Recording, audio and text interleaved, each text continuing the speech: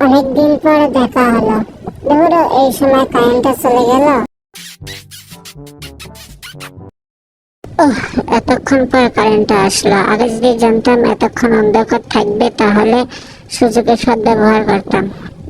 কি করতে তাহলে? অনেকগুলো সময় একসঙ্গে খাইতে পারতাম। হাই হাই, তাকে এতক্ষণ কে ছিল?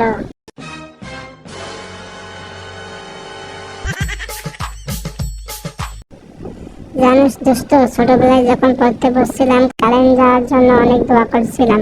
তো তারপরে সব দোয়া মনে হয় এখন 24 সালে এসে কবুল হয়েছে।